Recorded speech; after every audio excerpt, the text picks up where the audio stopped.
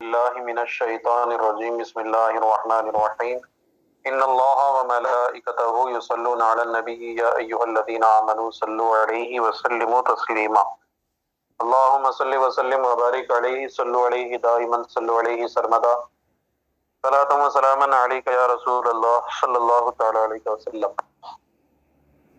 ہاں بیٹا، پچھلے سبق میں ہم لوگوں نے کلام کے ظہور کے اعتبار سے جو 4 مرتبے ہیں، 4 قسمیں ہیں کلام کی، ظاہر، نص، مفسر، محکم، ان کی تفصیلات پڑھی تھی۔ اب آج کے سبق میں فرماتے ہیں کہ ان کی 4 ضدیں بھی ہوتی ہیں، ہے نا؟ جس طرح سے کلام میں ظہور کے اعتبار سے مراتب ہوتے ہیں، اسی طرح سے کلام کے اندر خفا کے اعتبار سے بھی مراتب ہوتے ہیں۔ کوئی کلام مخفی ہوتا ہے، کوئی اس سے بھی زیادہ مخفی ہوتا ہے، کوئی بہت ہی زیادہ پوشیدہ اور مخفی ہوتا ہے، اور کوئی تو اتنا زیادہ پوشیدہ ہوتا ہے کہ جس کی مراد تک پہنچنا ممکن ہی نہیں ہوتا۔ بس میں آ رہے تو یہاں سے انہی کی تفصیلات جو ہے وہ شروع فرما رہے ہیں۔ کہتے ہیں ثم لهذه الاربعه اربعه اخرى تقابلها، کہتے ہیں پھر ان چاروں سے مراد ظاہر، نص، مفسر، محکم، ان چاروں کے لیے دوسرے 4 ہوتے ہیں، تقابلها، جو کیا ہوتے ہیں، اس کے مقابل میں آتے ہیں، یعنی 4 کی ضدیں 4 ہوتی ہیں، 4 کے مقابل میں 4 ہوتے ہیں، ٹھیک ہے؟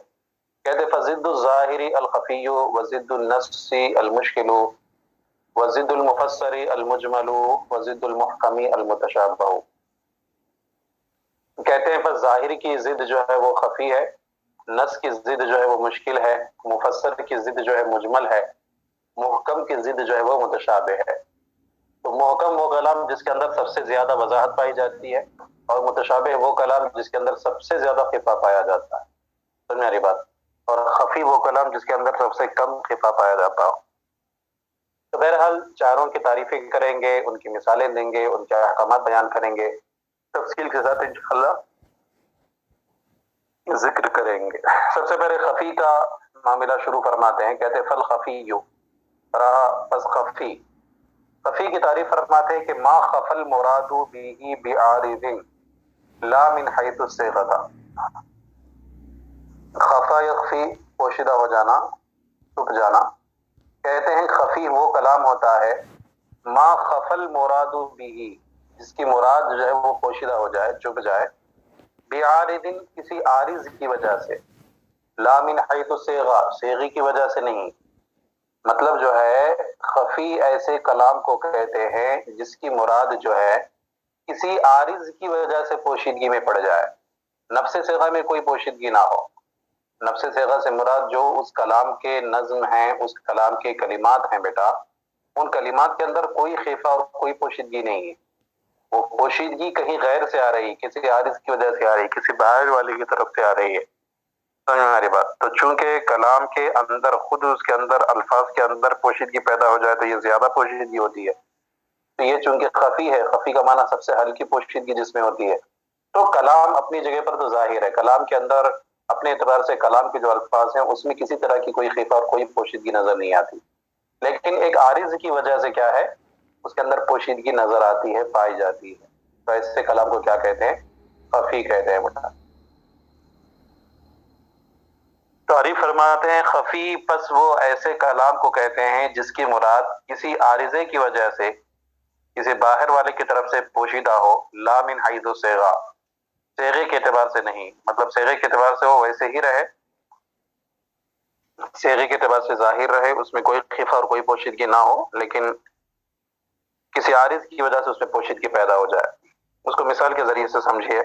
کہتے مثالہ فی قولہ تعالی، اس کی مثال باری تعالیٰ کے اس قول میں ہے، والسارق والسارقۃ فاقطعوا ایدیہما، چور مرد ہو یا عورت، تم لوگ ان دونوں کے ہاتھوں کو کاٹ دو، ٹھیک ہے؟ فاقطعوا ایدیہما۔ آپ لوگوں کو معلوم ہے کہ اگر کوئی مرد یا کوئی عورت چوری کرے اور چوری کا جرم ثابت ہو جائے تو اس کی سزا، اس کی حد یہ ہے کہ اس کے ہاتھ کو کاٹ دیا جائے گا، ٹھیک ہے؟ ایسا نہیں ہے کہ کسی نے ایک مولی چوری کر لی تو آپ اس کو سولی دے دیں گے، بات سمجھ آ رہی ہے؟ مطلب تھوڑا سا کسی نے چوری کر لیا تو بھی اس کے ہاتھ کاٹے جائیں گے۔ اس کے باضابطہ طور پر شرائط ہیں بیٹا، ہے نا، کہ وہ چیز کم سے کم 10 درہم سے زائد ہونی چاہیے، اور وہ ایسی چیز ہونی چاہیے جس کی حفاظت کا ارادہ کیا جا رہا ہو۔ کوئی ایسے اپنے کھیت میں کوئی چیز ڈال کر کے چلا گیا یا اپنا سامان جو ہے راستے میں رکھ کر کے چلا گیا، اب کسی نے اس کو اٹھا لیا تو وہ چوری نہیں کہلائے گا. تو بہت سارے شرائط ہیں اس کے، ان شرائط کے ساتھ جب جرم ثابت ہوگا تو چور کا ہاتھ کاٹا جائے گا. کہاں تک؟ گٹے تک، ہے نا، پنجے کو جو ہے کاٹ دیا جائے گا. دونوں ہاتھ کو نہیں کاٹیں گے، ایک مرتبہ میں ایک ہاتھ کو کاٹا جائے گا، گٹے تک کاٹا جائے گا. یہ کیا ہے؟ چور کی سزا ہے بیٹا. تو کہتے ہیں کہ چور اور چورنی مطلب مرد اور عورت چور، فَاقْطَعُوا أَيْدِيَهُمَا، تو تم ان کے ہاتھوں کو کاٹو. اب بتاؤ مجھے اس آیت کریمہ کے اندر لفظ کے اعتبار سے آپ کو کوئی بھی خفا، کوئی بھی پوشیدگی نظر آتی ہے؟ کسی بھی طرح کی کوئی پوشیدگی نہیں، بالکل واضح ہے، الفاظ واضح ہے، معنی اور مفہوم واضح ہے. لیکن مصنف فرماتے ہیں کہ یہ سارق کے حق میں ہے. چور جو ہوتا ہے، سارق جس کو کہتے ہیں عربی میں، اردو میں جس کو چور کہتے ہیں، چور کے حق میں تو یہ ظاہر ہے. بات سمجھ میں آ رہی ہے؟ ہر کوئی سمجھ جائے گا اس کو سننے کے ساتھ ہی کہ اس میں چور کا حکم بیان کیا جا رہا ہے، وہ ظاہر ہے بالکل. لیکن کہتے ہیں کہ خفی فی حق الطرار والنباش، طرار اور نباش کے حق میں یہ خفی ہے. طرار اور نباش کے حق میں کیا ہے؟ یہ خفی ہے. طرار کس کو کہتے ہیں؟ طرار بیٹا پک پاکیٹرز کو کہتے ہیں، جیب کترے. جیب کترے سمجھتے ہیں نا؟ ہاں، جو جیب کاٹ لیتے ہیں چپکے سے، ہے نا، تو ان کو جو ہے طرار کہتے ہیں. اور نباش جو ہے یہ کفن چور کو کہتے ہیں. کس کو کہتے ہیں؟ کفن چور کو. پہلے کے زمانے میں کفن کی بہت چوریاں ہوتی تھی بیٹا، کیونکہ اس زمانے میں کپڑا وغیرہ بہت قیمتی ہوتا تھا. آج کے زمانے کی طرح کپڑے کی فراوانی نہیں تھی پہلے کے زمانے میں. تو کیا کرتے تھے لوگ جو ہے دفن کر دینے کے بعد میں چپکے سے رات میں آتے تھے، قبر کھودتے تھے اور میت کا کفن نکال لیتے تھے، چوری کر لیتے تھے. بات سمجھ میں آ رہی ہے؟ آج کے زمانے میں تو خیر اس کا تصور نہیں ہے، کیونکہ آج کے زمانے میں کپڑے کی اتنی فراوانی ہے کہ انسان صرف کپڑے کے لیے جو ہے اتنا بڑا کام نہیں کرے گا. لیکن پہلے کے زمانے میں ایسا معاملہ نہیں تھا. کپڑے کے کارخانے کم تھے، سائنس اور ٹیکنالوجی اتنا آگے نہیں بڑھی تھی، جس کی بنیاد پر کپڑے بہت قیمتی ہوا کرتے تھے. اسی وجہ سے لوگ کھال وغیرہ کا بھی استعمال کیا کرتے تھے، ہے نا، کپڑے نہ ہونے کے سبب سے. تو بہرحال کفن چور جو ہوتا ہے، جو کفن کو چرایا کرتا ہے، اسی کو عربی میں نباش کہتے ہیں. کیا کہتے ہیں؟ نباش. فرماتے ہیں کہ یہ آیت کریمہ جو ہے چور اور چورنی کے حق میں تو ظاہر ہے، لیکن طرار کے حق میں اور نباش کے حق میں یہ آیت کریمہ خفی ہے. کیوں خفی ہے بھائی؟ سن میری بات. خفی اس وجہ سے ہے بیٹا کہ طرار کے اندر بھی چوری کا معنی پایا جاتا ہے، نباش کے اندر بھی چوری کا معنی پایا جاتا ہے. لیکن پرابلم یہ ہے کہ اگر یہ چوری ہی ہے، کفن کی چوری کرنا یہ چوری ہی ہے اور جیب کا کاٹنا چوری ہی ہے، تو پھر ان کو سارق ہی کہا جاتا. نباش اور طرار کہنے کی ضرورت کیا تھی؟ ان کا الگ نام ذکر کرنا، ان کا الگ نام بیان کرنا، یہ اس بات کو بتاتا ہے کہ یہ سارق نہیں ہے. کیونکہ اگر سارق ہوتے تو ان کا الگ سے نام نہ ہوتا، ان کو بھی چور ہی کہہ دیا جاتا. ہم لوگ اردو میں بھی کیا بولتے ہیں؟ چور کو الگ چور کہتے ہیں، جیب کاٹنے والے کو چور نہیں کہتے، اس کو جیب کترا کہتے ہیں. کیا کہتے ہیں؟ جیب کترا کہتے ہیں. اسی طرح سے اردو میں کفن چوری کرنے والے کو کفن چور کہتے ہیں، مطلقاً چور نہیں کہتے.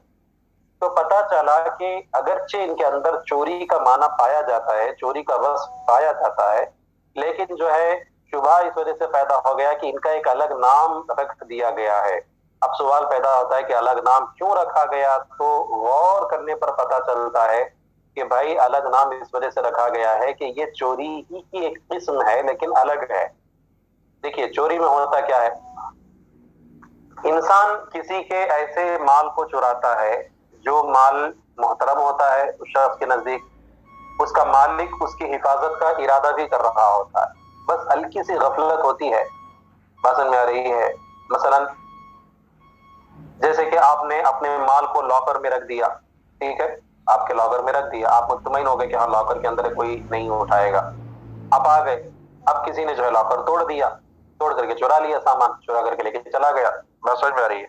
اس کو چوری کہتے ہیں. تو چوری کا مطلب کیا ہوتا ہے کہ چپکے سے کسی کے ایسے مال کو لے لینا جس کا مالک جو ہے اس مال کی حفاظت کا ارادہ کر رہا ہو لیکن فی الحال ارادہ نہ کر رہا ہو. اس کی حفاظت کا ارادہ تو رکھتا ہو لیکن فی الحال جس وقت اس نے چرایا اس وقت جو ہے وہ ارادہ نہ کر رہا ہو، غفلت کا شکار ہو گیا، مطلب لاک کر کے بیٹھ گیا آرام سے، سوچا کہ جو ہے کوئی نہیں اٹھائے گا، کسی نے اٹھا لیا. تو میری بات، تو اس کو چور کہتے ہیں، ایسے فعل کو چوری کہا جاتا. لیکن जेब कतरा किसको कहते हैं? जेब कतरा कहते हैं ऐसे इंसान को जो उस शख्स के माल को चुपके से ले ले, जो इंसान उस माल की हिफाजत का फिलहाल भी इरादा कर रहा है। ऐसा नहीं कि लॉकर में लगा कर क्या करके सुकून से बैठ गया, बल्कि फिलहाल भी इरादा कर रहा है। जैसे कि हमारा जेब है, हमारे जेब के अंदर अगर पैसे हों, बस मेरे, और हम कुर्ता पहने हुए हो, हमारे जेब में पैसे हों, तो हम हमेशा इस बात का ख्याल रखेंगे कि भाई हमारे जेब में पैसा हमको संभाले। बार बार हमारा हाथ जो है पैसों की तरफ जाता रहेगा, बार बार हम चेक करते रहेंगे। बस मेरे फिलहाल भी इरादा होता है हमारा उस माल की हिफाजत का। लेकिन जेब कतरा क्या करता है? एक सेकंड के अंदर सफाई कर देता अपने हाथ की, है ना, जेब ही काट लेता है एक सेकंड के अंदर। बात समझ में आ रही बेटा? तो चूंकि तर्रार के अंदर जो है चोरी से भी ज्यादा जुर्रत पाई जाती है, चोरी से भी बड़ा जुर्म पाया जाता है।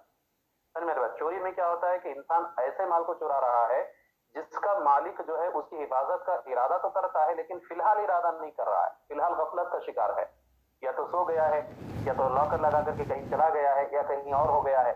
बस नहीं, फिलहाल मतलब उसकी हिफाजत का इरादा नहीं करता, तो ऐसे माल के चुरा लेने को चोरी कहते हैं, ऐसे माल के ले लेने को चोरी कहते हैं। लेकिन तर्रार में क्या होता है कि जिस आदमी के माल को उठाता है, चोरी करता है, वो फिलहाल भी उसकी हिफाजत का इरादा कर रहा है।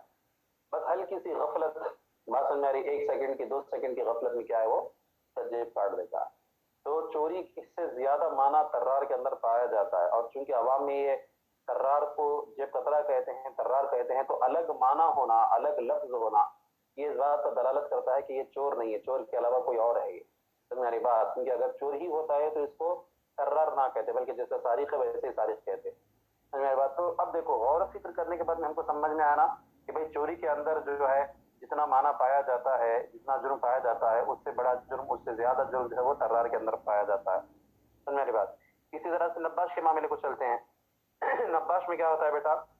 चोरी में क्या होता है कि इंसान जिसके माल को चुराता है, जिसके माल को लेता है, वो इंसान जिंदा होता है और उसकी हिफाजत का इरादा कर रहा होता है। बात समझ में आ रही है? हाँ, लेकिन कफन का मामला क्या होता है?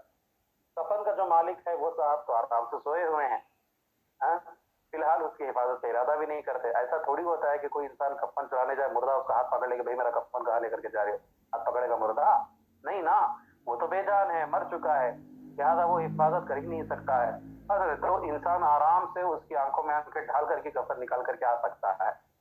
बात समझ आ रही है? तो कहने का मतलब ये है बेटा कि नब्बाश जो होता है, जो कफन चोर होता है, वो उस कफन की चोरी करता है, लेकिन उसका जो मालिक है, उस कफन का जो मालिक है, वो उसकी हिफाजत का इरादा करता ही नहीं, क्योंकि वो हिफाजत कर ही नहीं सकता उसकी, क्योंकि वो मर चुका है। बात समझ आ रही? तो गोया के चोरी के अंदर जितना खतरा, जितनी जुर्रत पाई जाती है, उससे कम जुर्रत और कम खतरा किसमें होता है? कफन की चोरी में होता है। समझ में आ रही बात?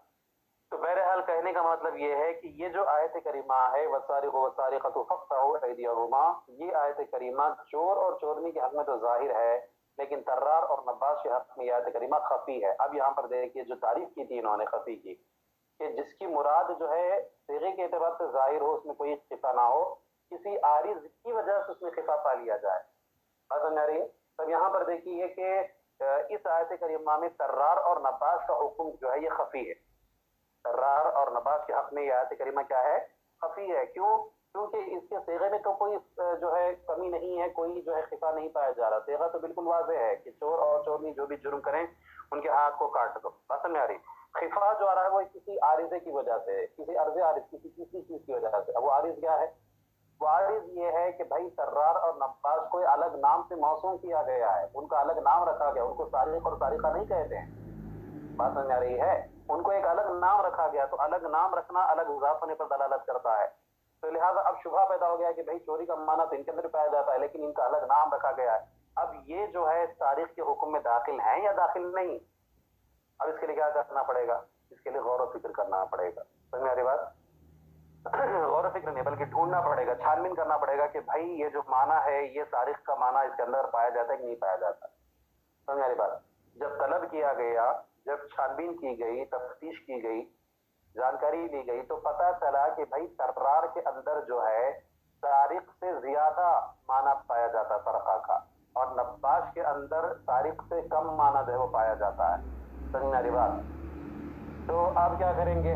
چور کے تو ہاتھ کاٹے جائیں گے بھائی، اب طرار اور نباش کے کیا کریں گے؟ تو کہتے ہیں دیکھو بیٹا ایک قاعدہ یاد رکھو، ہم نے آپ کو پہلے ہی بتایا تھا، حدود اور کفارات جو ہے وہ شبہ سے بھی زائل ہو جاتے ہیں. بات میری جہاں پر بھی حدود اور کفارے کے سلسلے میں شک پیدا ہو گیا، شبہ پیدا ہو گیا، تو پھر حد جاری نہیں کی جا سکتی. اب طرار اور نباش یہ سارق کے تحت داخل ہے یا داخل نہیں ہے، اس بارے میں شبہ پیدا ہو گیا. اب جب شبہ پیدا ہو گیا تو حد جاری نہیں ہوگی، لہٰذا طرار کے اور نباش کے ہاتھ کو جو ہے کاٹا نہیں جائے گا. بات سمجھ میں آ رہی ہے؟ دیکھو بہرحال فرماتے ہیں کہ اس کی مثال باری تعالیٰ کے اس قول میں ہے کہ وَسَارِقُ وَسَارِقَةُ فَاقْطَعُوا أَيْدِيَهُمَا فَإِنَّهُ ظَاهِرٌ فِي حَقِّ السَّارِقِ خَفِيٌّ فِي حَقِّ الطَّرَّارِ وَالنَّبَّاشِ. کہتے ہیں بس یہ سارق کے حق میں تو ظاہر ہے، اور طرار کے حق میں اور نباش کے حق میں کیا ہے؟ خفی ہے بیٹا. اس میں ایک مذہب یہ بھی ہے کہ طرار کو پر جو ہے حد کو جاری کرنے کے بعد فقہا بات فرماتے ہیں. الحمدللہ اس کی وجہ یہ بیان فرماتے ہیں کہ بھائی چوری سے زیادہ جرم جو ہے جیب کترے کے اندر ہوتا ہے. چور سے زیادہ جرم کیا ہے؟ جیب کترے کے اندر ہوتا ہے. تو جب چور کی سزا، ادنا کی سزا جب ہاتھ کاٹنا ہے تو اعلیٰ کی سزا بدر جولا ہوگی، ہاتھ کاٹنا. پسند آ رہی؟ ہاں، لیکن صحیح یہ ہے کہ ان کے ہاتھ کو نہیں کاٹا جائے گا کیونکہ شبہ پیدا ہو گیا ہے، اور شبہ کے ذریعے سے حد کیا ہو جاتی ہے؟ ختم ہو جاتی ہے، حد جو ہے زائل ہو جاتی ہے. بات سمجھ میں آ گئی؟ جی حضرت. ہاں جی آپ جان لو، بس رہنے دیجیے ایک ہی مثال، کل اس کی مزید مثالیں ہم انشاءاللہ پڑھیں گے بیٹا. ٹھیک ہے؟ اتنی بات سمجھ میں آئی نا آج کا سبق؟ جی حضرت. ہاں، اس کو اچھی طرح سے ایک مرتبہ سمجھ لیجیے، اس کو اچھی طرح سے ملا لیجیے، پڑھ لیجیے. ٹھیک ہے؟ پھر انشاءاللہ دیکھتے ہیں.